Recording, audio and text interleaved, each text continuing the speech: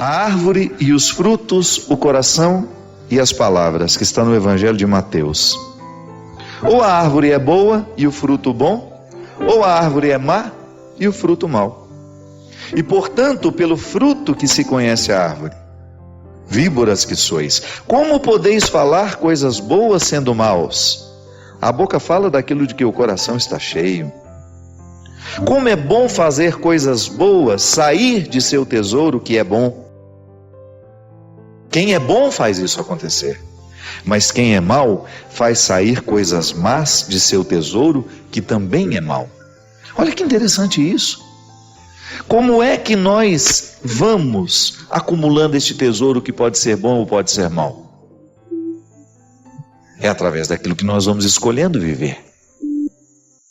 Você começa a perceber se aquela pessoa está saudável por dentro com aquilo que ela fala. Presta atenção no que você anda falando. Presta atenção nos assuntos que lhe agradam e você vai ter condições de perceber a maturidade da sua vida espiritual ou a saúde da sua vida espiritual. Sabe por quê, minha gente? Se a gente não faz a poda na hora certa, da mesma forma como o vinicultor poda a vinha no momento certo, ela vai adoecer. Nós precisamos ter a sabedoria de perceber onde é que nós precisamos podar, o que é que nós precisamos adubar em nós. O que é o adubo dessa vida espiritual? É você criar a disciplina de fazer todos os dias. Então, se você não tem o hábito de rezar com a Sagrada Escritura, começa a ter. Isso é uma maneira que você tem de adubar a sua vida espiritual. E a partir do fruto que você produz, você ter coragem de interferir no processo que faz nascer esse fruto. Então tá bom, eu estou fofoqueiro. O que está me fazendo ser fofoqueiro? Ah, é aquele grupo de amigos. Então, neutraliza o poder daquele grupo sobre você. Fale menos, esteja menos. Ou quando aquele assunto começar a falar, gente, eu gostaria de mudar um pouco o meu jeito de ser e quem sabe vocês possam me ajudar. Queria falar menos. Queria falar só coisas que realmente possam engrandecer a nossa convivência. Vamos mudar um pouco os nossos assuntos. Vamos falar de coisas que nos agreguem, que nos façam bem. Ali, você está interferindo de maneira direta na produção dos seus frutos. Isso é uma responsabilidade, minha gente, que nós não podemos abrir mão. Isso é determinante para que o nosso cristianismo seja frutuoso ou não. Eu acho que Deus fica tão feliz, né? Quando Ele percebe que nós estamos cuidando das pequenas coisas. Que nós estamos honrando a nossa parceria com Ele. Que nós não estamos sendo relapsos com a nossa saúde. Da mesma maneira como um pai fica feliz vendo o filho se cuidando. Quando o pai fica feliz sabendo que o filho não está se drogando. Quando ele não está optando pela vida que mata. Pelo estilo de vida que mata. Deus se alegra da mesma maneira. Eu acho que quando Ele me vê lá de manhã, abrindo a palavra dEle, procurando alguma palavra aqui, algum texto, alguma parte deste texto que me oriente, que me torne uma pessoa melhor, é claro que Ele se alegra. E Ele multiplica as graças pequenas, as minudências do cotidiano, que vão sendo ampliadas à medida em que eu sou fiel no pouco. Não podemos abrir mão da oportunidade de melhorar a produção das nossas palavras, a produção das nossas atitudes, a produção dos nossos pensamentos, porque o tempo todo eu estou pensando, o tempo todo eu estou falando, e isso precisa ter qualidade. A gente precisa prestar atenção na qualidade do que a gente pensa. A gente precisa prestar atenção na qualidade da nossa palavra. Será que a minha palavra está engrandecendo alguém? A gente precisa prestar atenção na palavra que a gente escreve. Porque tudo isso é fruto. E tudo isso nos expõe. Tudo isso é testemunho ou contra-testemunho do nosso cristianismo. Deus é o nosso parceiro nessa história. Quanto mais a gente for fiel àquilo que Ele nos oferece, muito mais Ele vai nos oferecer para que a gente continue trilhando esse bonito caminho da maturidade espiritual. Por isso que ele disse que pelo fruto se conhece a árvore.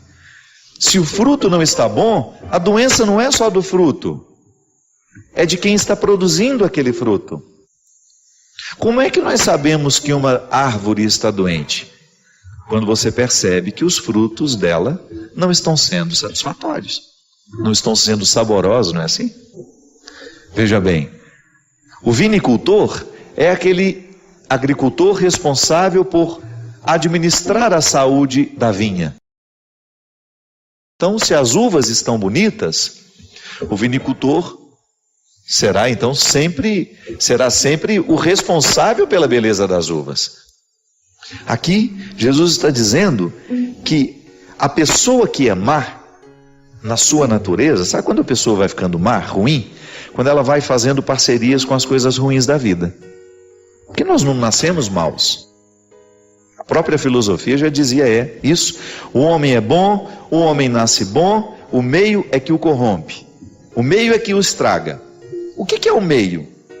São as influências que eu tenho, são os amigos que eu levo para minha casa, são as pessoas que eu permito que tenham influência sobre mim. Esse é o meu meio. E é este meio que pode me estragar, ou é este meio que pode me salvar.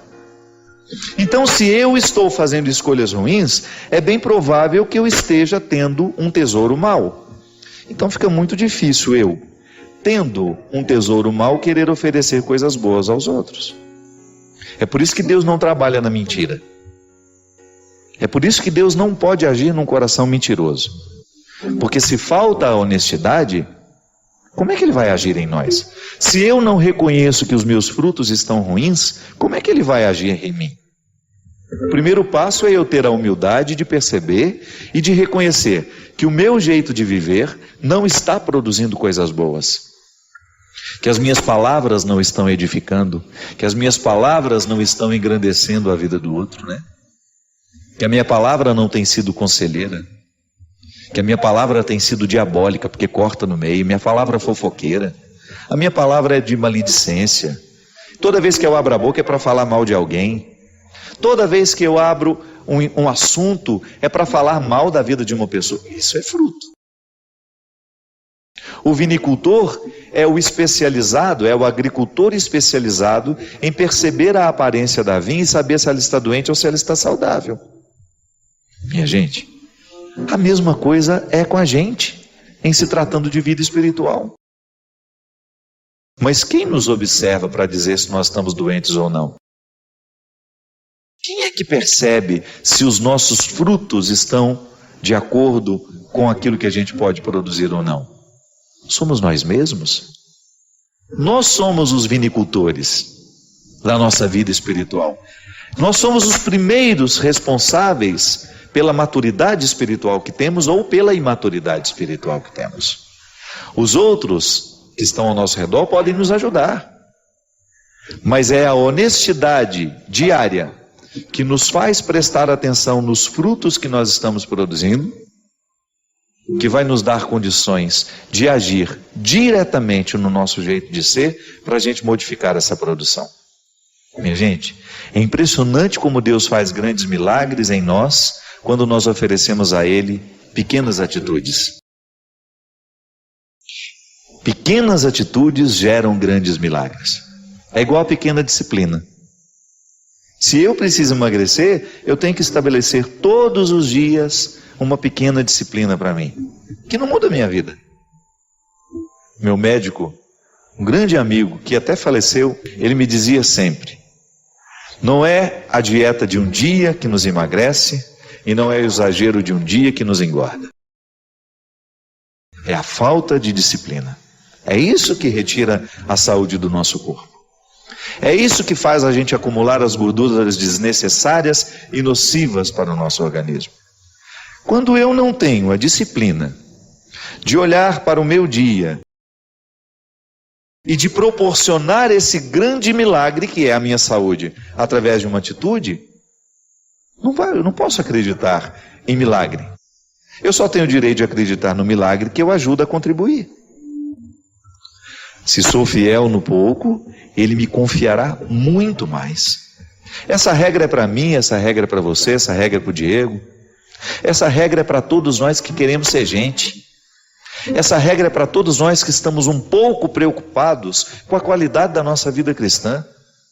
Porque é claro que se você for pegar os cristãos que estão esparramados pelo mundo, pode ser que metade não esteja nem aí para as suas atitudes, não esteja nem um pouco comprometida.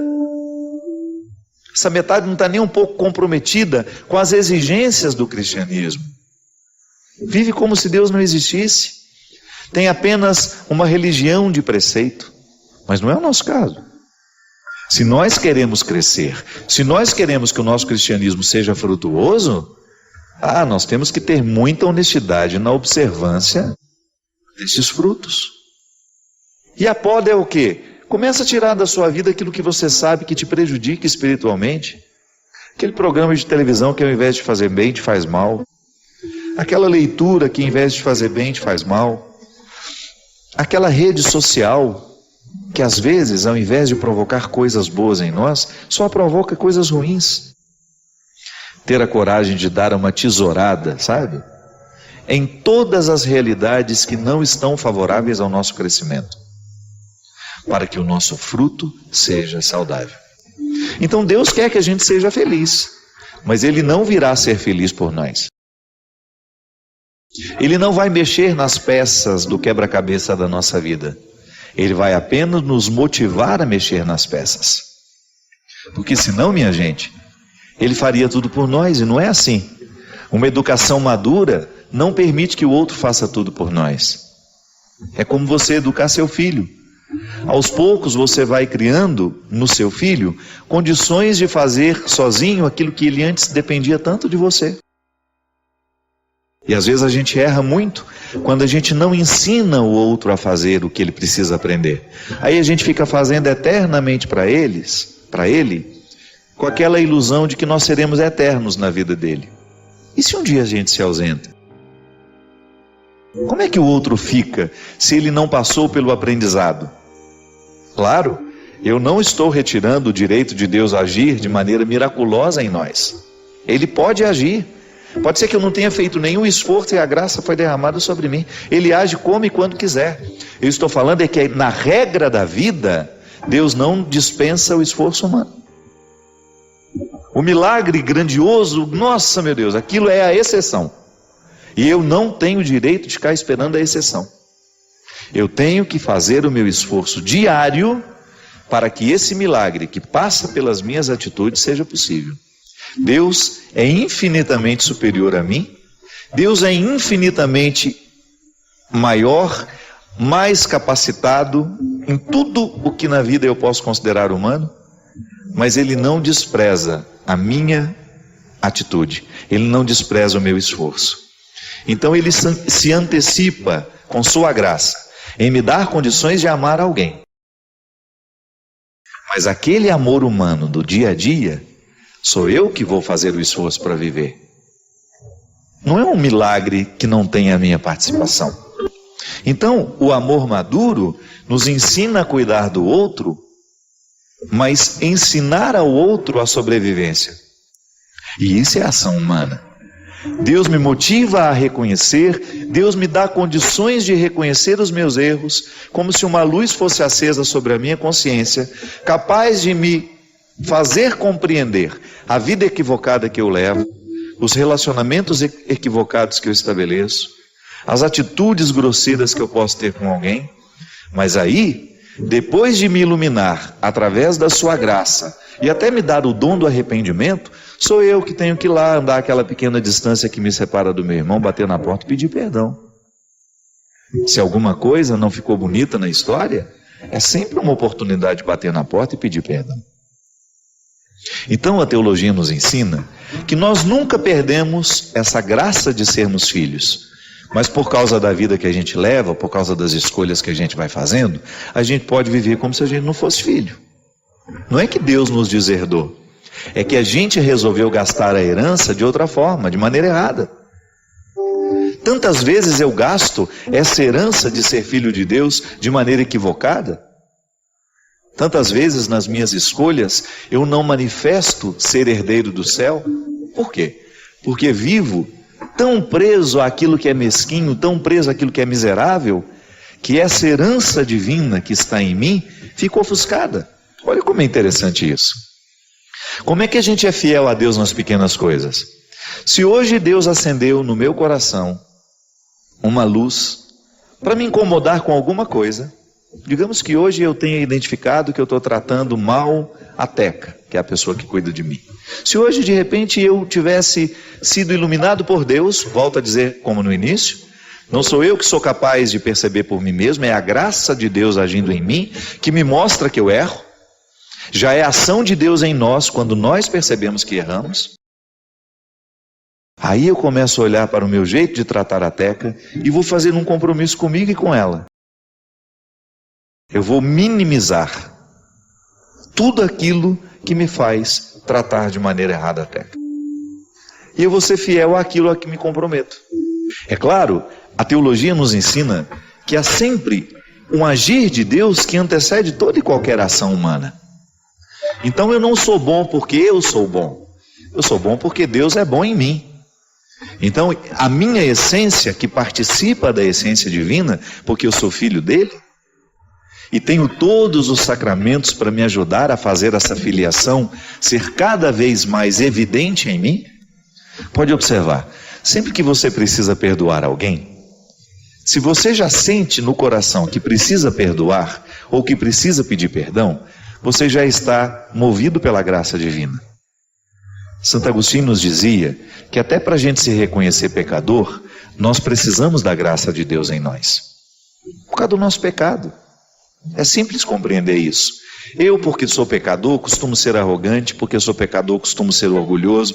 E quando sou arrogante, quando sou orgulhoso, eu sou incapaz de perceber os meus erros, de reconhecê-los. Então eu sempre vou achar que é o outro que errou, que é o outro que pisou na bola, que é o outro que não fez tudo certo.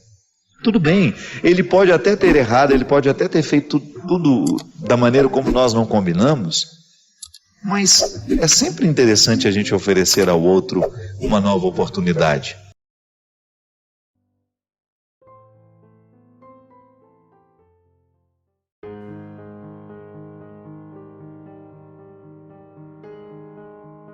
Cada vez mais tenho dificuldade de tomar decisões, me sinto afetivamente muito instável, não acredito muito no amor das pessoas por mim e naturalmente tenho dificuldade também de dispensar amor às pessoas. Toda vez que sinto que o relacionamento está ficando um pouco mais sério, eu tenho uma dificuldade imensa de dar continuidade e termino até mesmo sem saber por que terminei. Me ajude, por gentileza. Bem, Cíntia, essas inseguranças que nós sentimos, elas não são por acaso, né? Quando a gente identifica uma insegurança aos 36 anos de idade e reconhece que ela fez parte da nossa vida, a gente tem que, de alguma maneira, começar a compreender o porquê que essa insegurança é mantida dentro de nós. Para isso que existe o processo terapêutico, né? Eu não vou ter como lhe ajudar muito agora, mas posso lhe dar algumas dicas.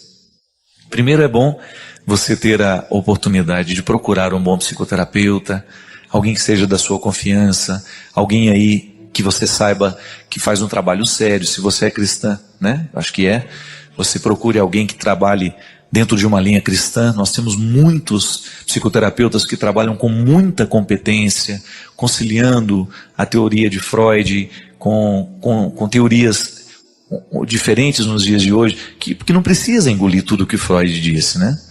O bom terapeuta é esse que consegue lidar. Na semana passada nós falamos aqui do Viktor Frankl, né? Que é uma psicologia muito interessante, a psicologia do sentido da vida. É uma abordagem psicológica muito interessante, que é a logoterapia. Tem também uma série de possibilidades que hoje você pode procurar, descubra qual é a linha que aquele psicoterapeuta exerce e você descobre alguém. O que é interessante agora não é só para a Cíntia, e sobretudo para quem é pai e mãe nos dias de hoje, né? É que essas inseguranças, gente, elas estão diretamente ligadas à primeira fase da nossa vida. É interessante, tá? Tem uma perspectiva na psicologia de Freud que diz que quando uma criança ela vem ao mundo, ela vai fazendo aos poucos o processo de diferenciação Mas quando, e Freud diz que isso é a primeira fase da vida, até os 6 meses de idade, né? Ele diz que a criança não tem a capacidade de distinguir-se do outro. Ele não sabe que ele é uma pessoa. Ele acha que ele é a mãe. A ligação que ele tem, e isso Freud chama de união total, né? Que é esta íntima relação, é a relação mais completa que nós já podemos fazer na vida. É a relação mãe-filho. O pai fica com déficit porque não é ele que gestou, não é ele que trouxe dentro da barriga. Mas esta união total, ela é quebrada por causa das situações da vida. Uma criança, por exemplo, quando ela é retirada da mãe, hoje não, os partos, né, os processos de maternidade são todos assim, fazem de tudo para a criança já ficar com a mãe desde o momento em que nasce. Isso é sabedoria, isso é evolução da psicologia, ajudando a ciência a compreender tudo isso. Porque no momento em que nós somos separados da nossa mãe, sobretudo até os 6 meses, que é quando começa essa capacidade de diferenciar e de você saber que você é um ser separado, até esses 6 meses, as ausências da mãe viram cicatrizes na alma da gente, por causa da compreensão de tempo. É interessante que na filosofia, quando nós vamos estudar o conceito de tempo, é muito vasto, é muito amplo compreender o tempo. Então tá certo, hoje eu, adulto, eu compreendo o tempo. Se você me fala assim, padre, eu vou ter que dar uma saidinha, daqui 1 hora eu volto. E você volta, e eu administrei o tempo. De repente nós trabalhamos juntos, o Christian fala, olha padre, antes de começar o programa, eu tenho que ir lá na minha casa e daqui 15 minutos eu estou de volta. Eu posso compreender, porque o conceito de tempo já está bem assimilado por mim. Eu sou um adulto. Eu lido bem com a categoria de tempo. A criança não, minha gente. Uma criança não sabe, ela não tem a experiência do tempo cronológico como nós temos, administrado, colocado, a gente sabe quanto tempo vai durar, não. Uma criança nessa primeira fase da vida, quando é colocada distante da mãe, é como se ela estivesse negada dela mesma. E é impressionante as cicatrizes que isto causa na alma de uma criança. Os psicólogos chamam isso de cicatrizes no cérebro, né? Que é um jeito de mostrar justamente o peso que esta emoção tem para determinar até mesmo a maneira como a pessoa se pensa pela vida fora. Então uma criança que sofre demais da ausência da mãe nessa primeira infância, ela pode se transformar numa criança muito insegura ao longo da vida. Justamente porque ela não teve o suporte e a garantia desta união total. A mãe se ausentou demais da vida daquela criança e ela começou a sentir aquela ausência de uma maneira tão desolada que ela começou a desacreditar dos afetos. É interessante que a gente eu estou fazendo uma leitura, já até terminei, mas eu não me lembro agora o nome do livro, não me recordo, é um livro que trata de psicologia e da educação, e estava falando justamente do quanto que, dentro dos orfanatos, quando você tem crianças abandonadas, o tanto que essas crianças têm dificuldade de acreditar nas outras pessoas, porque elas mentiram para elas a vida inteira. Sua mãe vai voltar, sua mãe vai chegar. E ela vive essa ausência terrível da mãe. E essa mãe nunca voltou. E nesse livro mostra o processo terapêutico de muitas crianças e descreve mesmo como cada criança consegue viver essa ausência. Tem uma história muito triste, eu cheguei até a ficar muito emocionado no momento que eu li, que descrevia a história de uma criança, um garoto chamado Bart. E eles diziam assim, que o Bart sofreu tanto com o abandono da mãe, ele foi abandonado com 1 ano e pouquinho, e que no início o choro dele só era calado no momento em que eles falavam assim, a sua mãe já está chegando. Diz que ele tinha crises de choro terríveis. Então alguém dizia isso, a sua mãe já está chegando. E diz que a expressão dele, diz que as lágrimas cessavam imediatamente, ele arregalava os olhinhos e começava a olhar para o ambiente, procurando essa mãe que não chega, né? E como essa mãe nunca voltava, ele perdeu a capacidade de acreditar na frase, a sua mãe está voltando. Então e o Bart foi parando de chorar. Ele deixou de manifestar todos os sentimentos dele, e no livro diz que aos poucos ele foi assumindo um comportamento estranho de ficar alheio ao mundo. Ele foi mergulhando naquela solidão dele, e dizem que ele repetia a mesma frase o tempo todo: a minha mãe vai voltar, a minha mãe vai voltar. No início, gente, dizem que nos primeiros meses a voz dele, a frase tinha som, ele falava a frase. Diz que ele ficava o dia inteiro no cantinho dele dizendo: a minha mãe vai voltar, a minha mãe vai voltar. E que depois ele perdeu a coragem de dizer isso. Aí diz que você só lia no movimento dos lábios dele: a minha mãe vai voltar, a minha mãe vai voltar. E não voltou. Aí você pode pensar: como é que fica o coração de um garoto que acreditou que a mãe voltaria e ela não voltou nunca? Aí você vai para a psicologia. A psicologia diz que até os 6 meses de idade, nós não somos capazes de nos compreender separados. Eu acho que eu sou minha mãe, que a minha mãe sou eu, e por isso que eu não consigo pensar a minha vida longe dela. E que depois dessa separação, essa capacidade de você diferenciar, de dizer à criança: olha, a mamãe vai voltar. Por isso que você tem que voltar. Para você dar confiança ao seu filho, que quando você fala que você vai voltar, ele acredita na sua volta, porque você voltou. Claro, depois de uma idade, quando ele já compreende a categoria de tempo. Então, Cíntia, às vezes nós sofremos de insegurança porque justamente os nossos pais não souberam desses detalhes dessa história. Eles não sabiam psicologia. Eles não sabiam que 10 minutos longe de nós podiam custar uma eternidade para nós, que não sabemos o que significa o tempo. E que a ausência de uma mãe nesse intervalo de 6 meses, dos 6 primeiros meses, a ausência dessa maternidade, ela é dolorosamente sentida pela criança. Então, porque eu não tenho essa possibilidade de continuar a minha união total com a minha mãe, eu crio uma cicatriz dentro de mim. Então eu fico desconfiado o resto da vida, porque eu não tive a garantia da primeira união. E é interessante que a psicologia nos diz também que todos os relacionamentos que nós vamos estabelecendo na vida, isso na psicologia de Freud, você pode não concordar. Freud dizia que todos os desdobramentos afetivos das nossas relações não são outra coisa senão o nosso desejo de voltar à união total. Que em muitos casamentos você vê o marido procurando uma mulher absolutamente igual à mãe dele. Não é assim? Às vezes ele quer casar com uma mulher que seja muito parecida com a mãe, porque inconscientemente ele quer retornar à união total. Gente, é por isso que essa relação de mãe e filho é uma relação muito complexa. A ausência de uma mãe na vida de um filho, ela tem um déficit terrível, terrível. Por isso que você que é pai, você que é mãe, você precisa tomar muito cuidado na maneira como você se porta diante dos seus filhos. Qual é o tanto que você se dá, qual é o tanto que você se nega.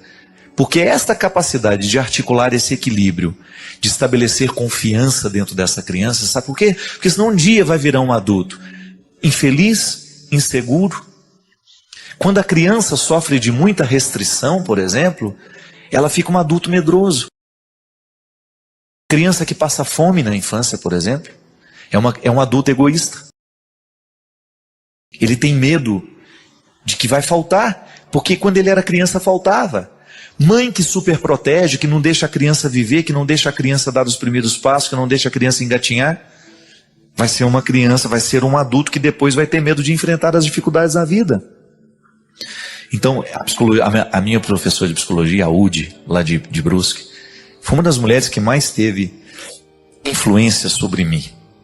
A inteligência daquela mulher, a capacidade que ela tinha de nos ensinar psicologia, e o mais bonito, de nos fazer apaixonar pela psicologia, era impressionante. E a Udi sempre dizia isso nas aulas dela. Sempre que você estiver diante de um ser humano em conflito, saiba que ele está agindo de acordo com a história que teve. Ninguém é por acaso. Não há ser humano nessa vida incoerente. A insegurança de hoje está muitas vezes associada às inseguranças da primeira infância. Por isso, casou, ninguém te obrigou a casar. Ficou mãe, ninguém te obrigou a ser mãe. Exerce essa maternidade, por isso que o tempo de maternidade são 6 meses, não são? Licença de maternidade? Justamente, já está em torno do ensinamento da psicologia. Mas aí a mulher tira 6 meses, ela vai passear, vai para o shopping, fica com a babá, a criança. Não pode, criatura. Fazer filho é igual construir casa. Se você não lança bem as bases desse fundamento, depois cai, quebra, não serve para nada depois. Destrói inteiro. Por quê? Porque faltou a estrutura. A sabedoria está aí no mundo animal, gente. Você já viu cachorra que deu à luz, que pariu, sair para passear com as amigas? Você já viu alguma leoa? Eu vou dar uma volta pela selva, estou muito angustiada. O leão não tá me tratando como eu preciso. Não é? Nunca vi uma girafa passeando pela selva, angustiada, deprimida, largando a cria dela num canto. Não. O animal fica grudado e ai de quem chega perto.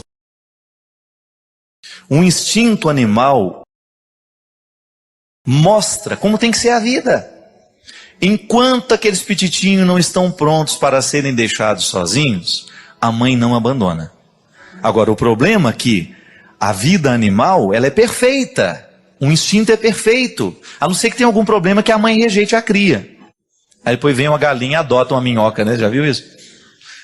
Essa solidariedade no mundo animal, né? A galinha vai para comer a minhoca e percebe que é uma minhoca abandonada. Ah, não vou te comer, vou cuidar de você, que você hoje está abandonada. Então essa solidariedade do mundo animal tem que nos ensinar. Você que é mãe, pelo amor de Deus, não negligencie esta sua responsabilidade. Volto a dizer, já falei isso aqui várias vezes. Maternidade e paternidade não é apenas exercício de função biológica. Não é só parir, não é só fazer o filho. É depois você se comprometer com todo o processo da criança.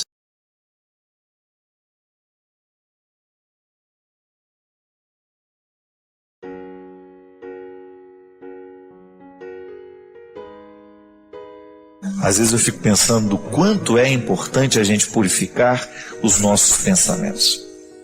E aí, o que a gente pensa depende do que a gente vê, depende do que a gente lê, depende daquilo que a gente permite que demore dentro de nós, depende da música que a gente escuta. Por quê?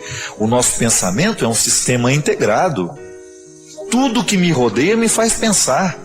Então, se eu permito que coisas ruins fiquem me rodeando, é natural que eu fique pensando ruim também. A gente tem que tomar muito cuidado para a gente colocar um filtro na realidade. Porque esse filtro é que vai dar qualidade à nossa vida. Porque no mundo tem muita desgraça, tem muita gente ruim, tem muita gente de plantão louca para fazer o mal, para esparramar fofoca, para difamar. Então a gente precisa colocar o nosso filtro para a gente não permitir que essas maldades que estão soltas venham morar dentro de nós. Às vezes nós morremos espiritualmente por causa de bobagens. Às vezes nós desperdiçamos um dia da nossa vida por causa de bobagens. Às vezes nós desperdiçamos uma semana na nossa vida por causa de uma bobagem. E aí o pior, quando a gente percebe que nós estamos desperdiçando anos e a vida inteira por causa de bobagens que a gente resolveu guardar. São aspectos da nossa personalidade, minha gente. E é por isso que eu não me desprendo dessa responsabilidade. Eu preciso crescer. E eu posso ajudar a crescer os que estão do meu lado. É a consciência que você precisa ter. Porque senão se você não lida com a sua personalidade, se você não enfrenta de frente, né? Se você não olha de frente para os seus defeitos, para as suas bobagens, você corre o risco de que elas comandem a sua vida inteira. E aí é lamentável quando você, num determinado momento da vida, descobre que não valeu a pena ter sido você. Que você perdeu tempo, que você desperdiçou um período precioso da sua vida porque você resolveu se ocupar com bobagens. De onde nascem essas bobagens todas? Da nossa personalidade. Quantas coisas ruins acontecem justamente porque a gente não estava disposto a trabalhar a personalidade, o nosso jeito de ser. Aí a gente se justifica, eu sou assim mesmo. Então cuidado, porque sendo assim mesmo e escondendo atrás desse eu sou assim mesmo, você vai comprometer a sua alegria, você vai comprometer a sua felicidade. E eu não sei se isso vale a pena. Comprometer a felicidade da gente. É por isso que Jesus ensinava um código de leveza. Quanto mais leve a gente for, minha gente, mais fácil será lidar com a gente. Quanto mais leve a gente for como pessoa, mais fácil será ter o outro do nosso lado. Porque senão a gente vira um peso morto. E não acredito que ser um peso morto seja um projeto que vale a pena. Joga fora os seus excessos. Não tenha medo de olhar para dentro de você e descobrir aquilo que existe de mais mesquinho para jogar fora. Não é para ficar contemplando, chorando e lamentando. Ah, eu sou assim. Jogue fora. Todos os dias você precisa fazer o esforço de jogar fora os excessos, aquela parte do seu coração, da sua vida, da sua personalidade, que definitivamente não joga a seu favor. Às vezes a gente vai perdendo, é porque a gente está jogando contra. E eu não tenho dúvida de que, quando você alimenta um defeito, você perde a oportunidade de alimentar a virtude, então você está julgando o contrário. São muitos os sentimentos mesquinhos que nós alimentamos. Não estou dizendo para você não, viu? Estou falando para mim também. São muitos os sentimentos mesquinhos que às vezes eu tenho dentro do meu coração.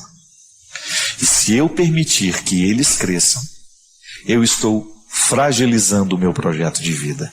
Eu estou emperrando a minha realização humana.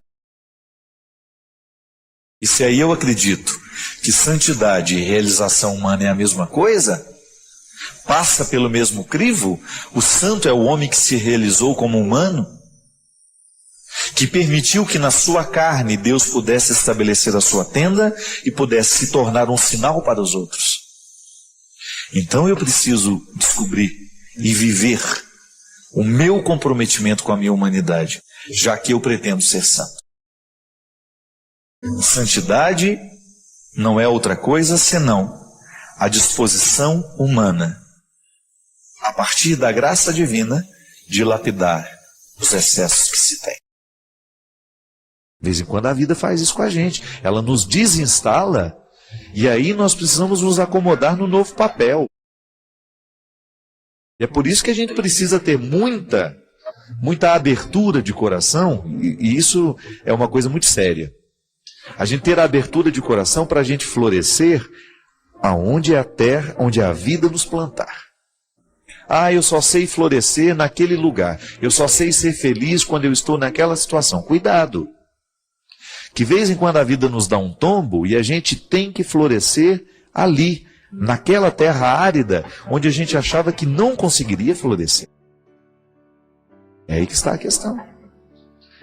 A qualidade humana, ela é provada, ela é testada no momento em que este humano é colocado num lugar, numa situação totalmente adversa. E aí, qual é a resposta que nós damos à vida? A gente sucumbe, ou a gente tenta, a gente luta, ou a gente desiste. Não é assim? Você sente isso na sua vida, você sabe. Você sabe, você experimenta isso o tempo todo. De vez em quando dá uma modificada na sua estrutura de vida e você tem que reagir. Perdeu o emprego de tantos anos, você só sabia fazer aquilo e de repente você está desempregado, está numa situação nova, você precisa... E aí? Como é que reage? Um amigo meu, que a enchente veio e levou tudo que ele sabia fazer. E aí? O que sobra da gente no momento em que nós temos que reinventar uma nova forma de ser? É nessa hora que a gente tem que ser humilde, tem que ser humano, tem que ter paciência com a gente mesmo. Mas, sobretudo, correr atrás para que a vida passe e a gente fique estacionado lá lamentando o que a enchente fez, o que a vida fez, a doença, a morte. Não podemos, minha gente. E é por isso que a gente precisa ter amigos para nos ajudar a fazer um movimento, para nos ajudar a encontrar um novo papel, um novo jeito de ser, um novo jeito de agir, um novo jeito de pensar. E as grandes personalidades, pode observar, vai ler a vida das pessoas, dos homens e mulheres que foram grandes na vida, tiveram que se reinventarem o tempo todo. Eu já falei uma vez aqui no programa e vou repetir. O grande problema da paternidade e da maternidade está justamente nisso. É essa a grande questão.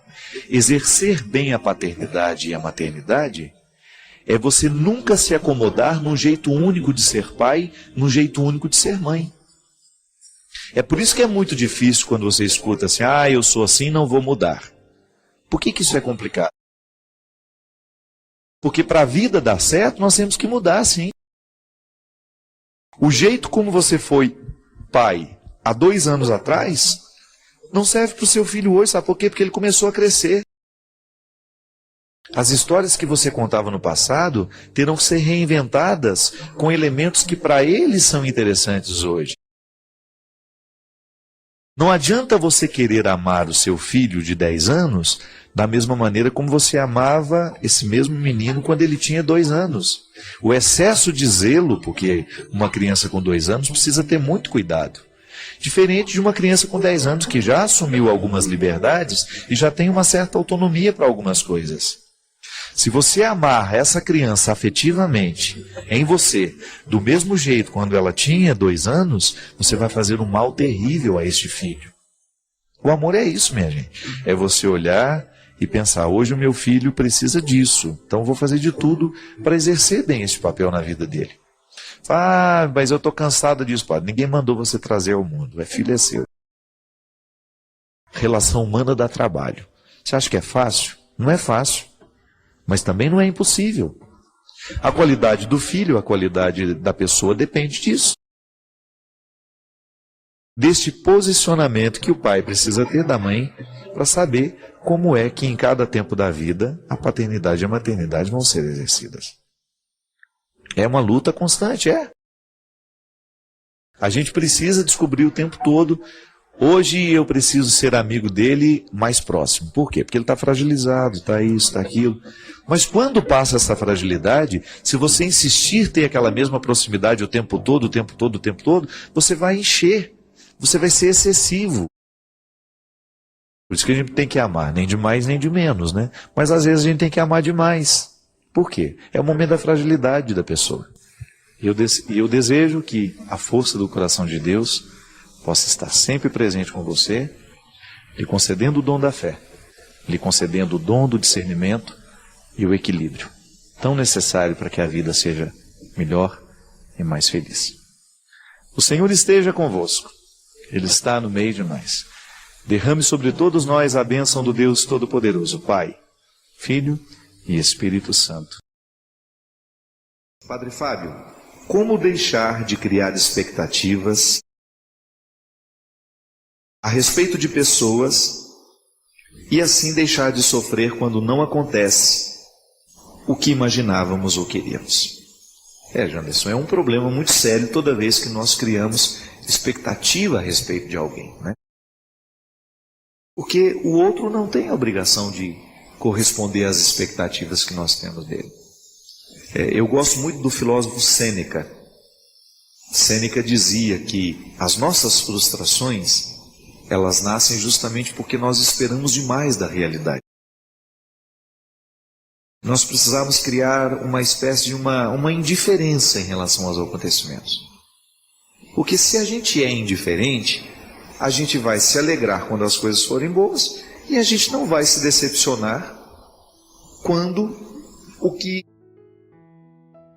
alguma coisa der errado, porque eu nem esperava muita coisa daquilo. Eu sei que é difícil e que essa postura filosófica não é muito fácil de viver, né? A gente sempre vai esperar do outro alguma coisa. Até quando a gente recebe algum presente, já observou? Que às vezes a pessoa te dá um presente e ela fica ansiosa, querendo saber se você gostou. Eu, quando dou um presente para alguém, eu não quero saber se ela gostou. Eu dei o presente, pronto, e acabou. O presente foi recebido e eu não quero criar expectativa se você gostou ou não.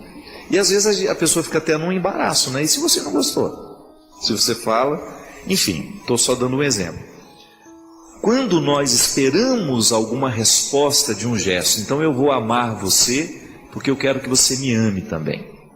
Eu vou escrever porque eu quero que você me responda.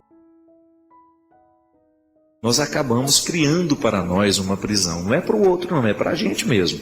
Que quando você se põe a esperar, você acabou aprisionando. Você criou uma prisão íntima particular que faz mal demais a você. Engraçado que essa postura filosófica tem muito a ver com a santa indiferença que os místicos falam, né? São João da Cruz fala sobre isso, Teresa d'Ávila fala sobre isso, que é uma capacidade de viver a vida, de encontrar a vida sem ter muita expectativa.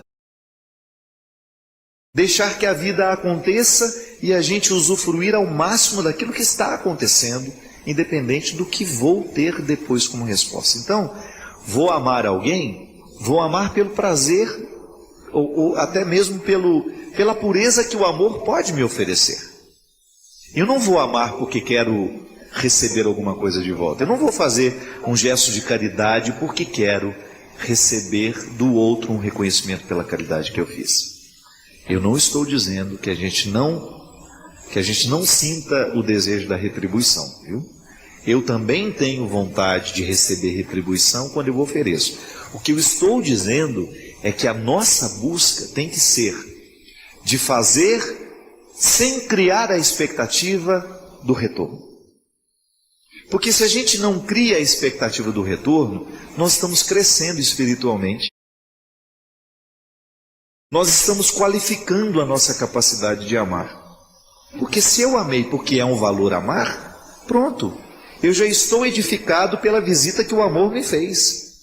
Agora, se eu fico chateado porque o outro não corresponde ao amor que eu dei a ele, então eu posso chegar à conclusão de que meu amor não está tão puro assim. E aí isso acabar me machucando também, né?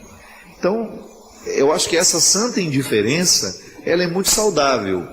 Ela é difícil? É. Mas eu acho absolutamente necessário para que a gente tenha condições de não se decepcionar. E volto a dizer, o outro não tem a obrigação de corresponder às expectativas que a gente tem dele.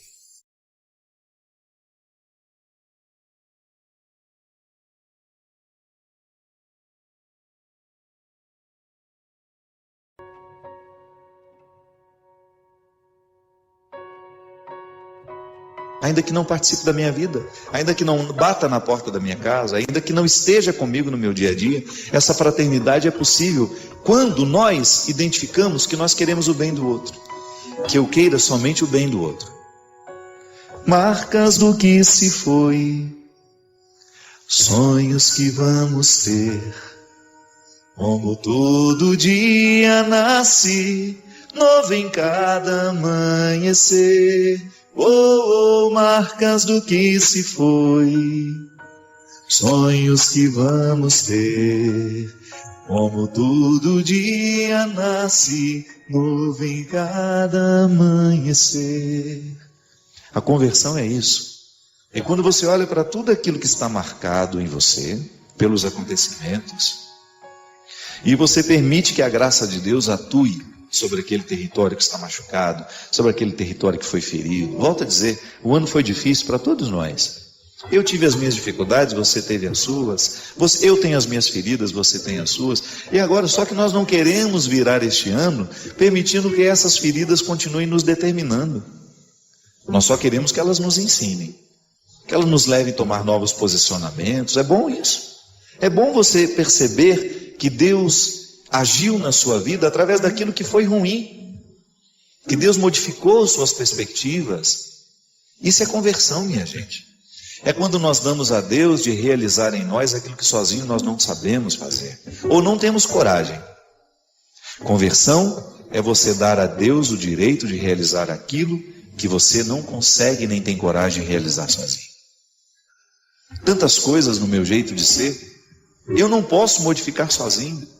Posso fazer o meu esforço diário, mas eu preciso dessa ação de Deus. Conversão é cura, é modificação de rumo, é reorientar o rumo. Da mesma maneira como o dia nasce e me dá a oportunidade de ver todo o seu ciclo de novo.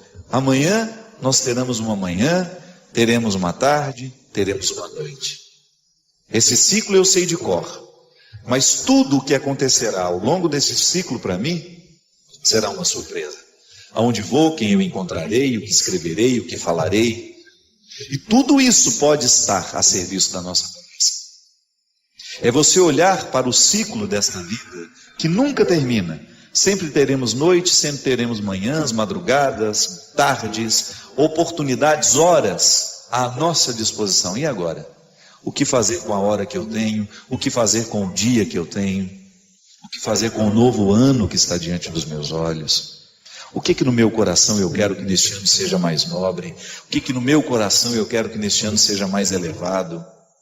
Olho para as marcas que ficaram, olho para esses sonhos que eu tenho, concilio passado e futuro de maneira sábia, a fazer com que essa conciliação esteja me dando um presente de qualidade.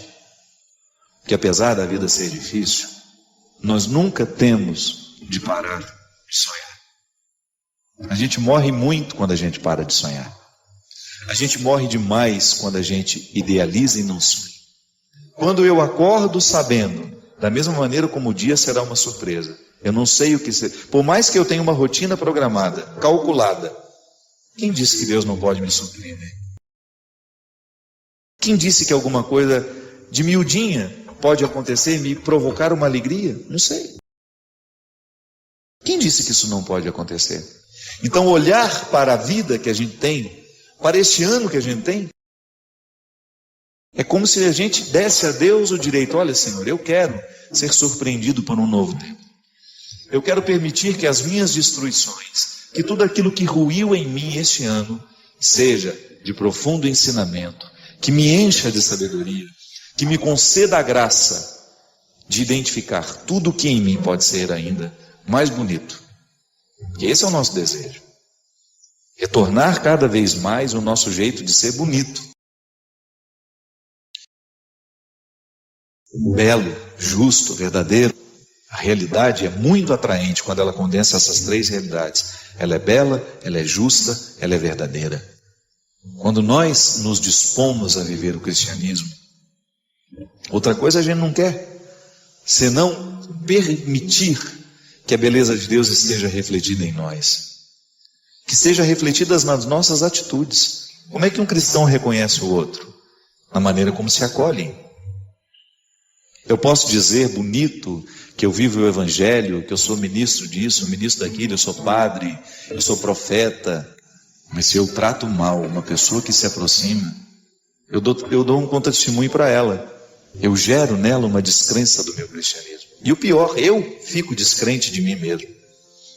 Que a grande armadilha do diabo em nós é quando ele nos faz ficar presos a essas mesquinharias que desabonam o que nós sabemos do nosso cristianismo.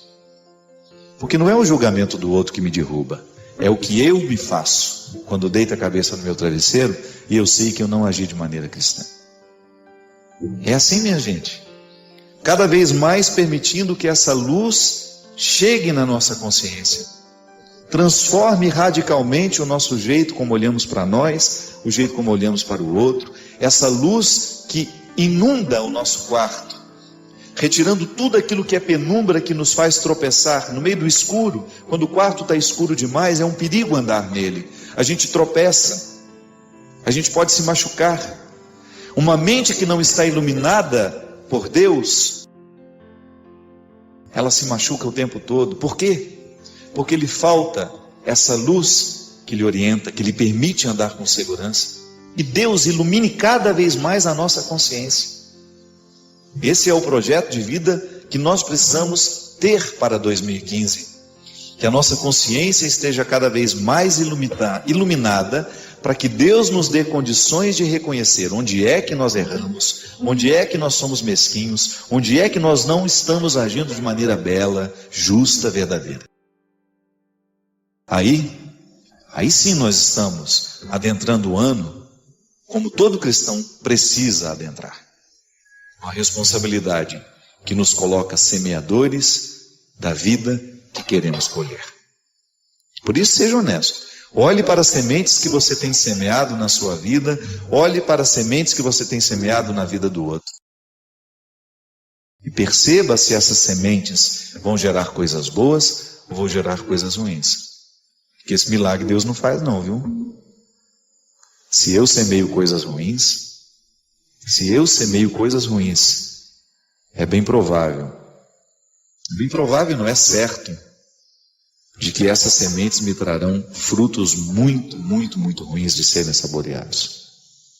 Agora, se eu me esmero através de uma consciência iluminada, propostas novas, eu quero ser um homem novo, você pode ser uma mulher nova, um homem novo, jogar fora todas essas sementes ruins que nós levamos nos bolsos, a semente do ressentimento, a semente da mágoa, a semente do rancor, da mentira, da fofoca, do ciúme, da posse, a semente da arrogância, da prepotência, marcas do que se foi, sonhos que vamos ter, como todo dia nasce novo em cada amanhecer. É Jesus que dizia isso. E falava isso de maneira muito comprometedora, né? Olha, tudo que fizer a um desses menores, né? Tudo que fizer a um desses pequeninos, é a mim que você estará fazendo. Tudo que você fizer de bem, de bom neste mundo, todo o amor que você tiver a essas pessoas que precisam ser amadas, tenha consciência de que vocês estarão amando a mim também. É essa identificação direta. A parábola do samaritano nos mostra de maneira bonita essa interferência, né, de Deus na história através de gestos humanos. O samaritano, né, aquele homem que acolhe dentro da pensão, que traz para dentro da pensão aquele homem e pede que o dono da pensão cuide daquele que estava doente, porque o bonito é você descobrir que a caridade está tanto no samaritano que leva para a pensão, como no dono da pensão, porque a quantia que o samaritano deixou lá para cuidar do doente não dava para nada. Então, ele teve o gesto de solidariedade de retirar o doente da rua e colocar dentro da pensão, mas a verdadeira caridade quem fez foi o dono da pensão. Às vezes a gente não pensa sobre isso, né? Que é um anônimo da história. Eu descobri isso através de um professor que estava dando uma palestra e contou que a quantia que fala, agora eu não me recordo quantos denários, né? A quantia que o samaritano deixou para que fosse usada, né? Não era nada perto do que aquele doente precisava. Então é interessante isso, que o dono da pensão é o homem da misericórdia, é o anônimo da história. E é muito bonito, muito interessante, minha gente, nós descobrimos que a nossa fé em Deus, ela passa o tempo todo pelo amor que a gente tem à humanidade. Paixão por Deus, paixão pela humanidade. Amor a Deus, amor à humanidade. Nós não temos como fugir desse desdobramento social do Evangelho. Nós não temos como viver uma religião só espiritualizada. Não faz bem. A minha espiritualidade precisa ser fecunda. Nós precisamos ser homens e mulheres de mística. Isso é inevitável. Nós precisamos ser homens e mulheres de oração. Nós precisamos ser homens e mulheres sacramentados nesta dimensão o tempo todo. Nós não podemos nos desprender dos motivos místicos da nossa ação. Mas nós também não podemos nos esquecer que esta ação é importante. A ação sem a oração vira sociologia, né?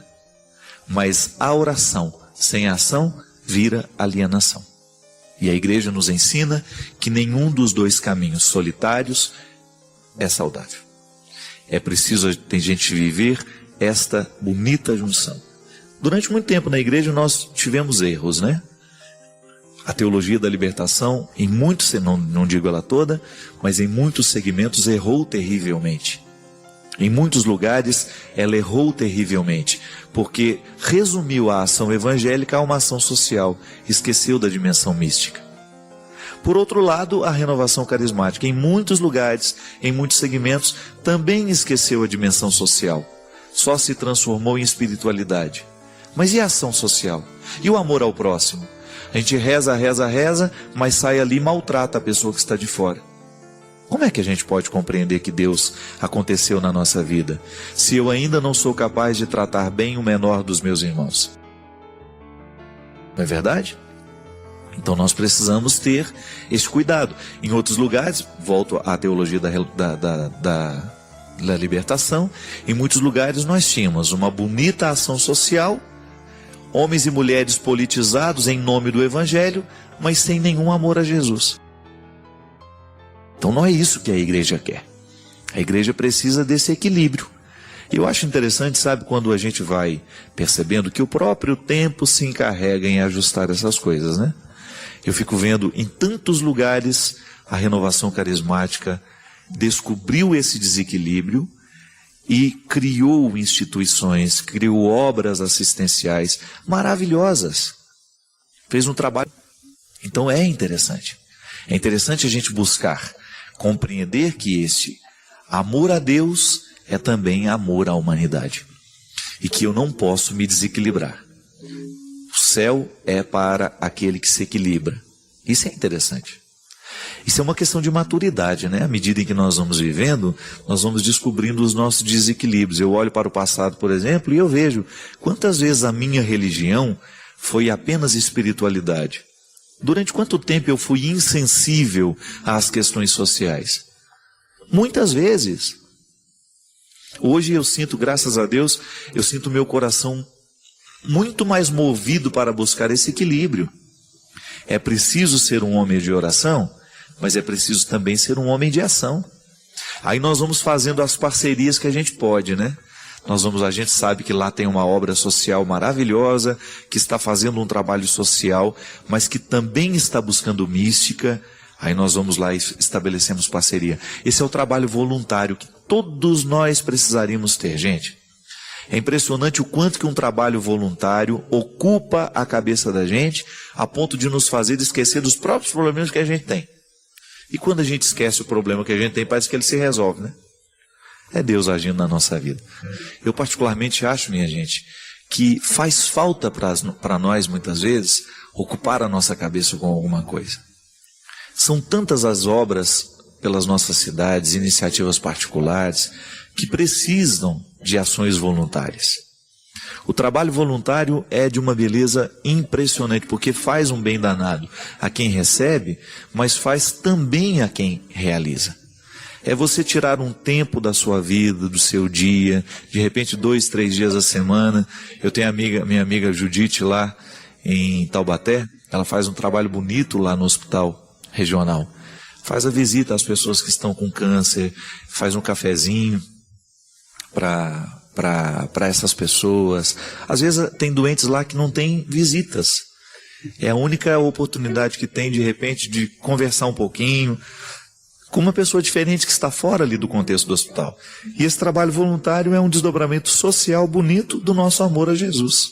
Então, porque amo a Deus, eu vou buscar aqueles que estão precisando dele, né?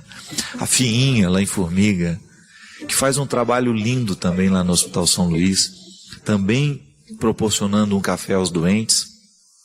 O François também lá de Formiga, que está sempre com a Fiinha, ajudando nessas iniciativas. Enfim, são muitas coisas pelo Brasil afora, são muitas coisas pequenininhas que a gente pode fazer e que fazem bem demais ao coração das pessoas que recebem. E aí você também vai esquecer um pouco dos seus problemas, porque cabeça que está ocupada, o diabo não tem vez, né? E às vezes, muitas vezes, o que falta na nossa vida é ocupar o nosso coração e a nossa mente também.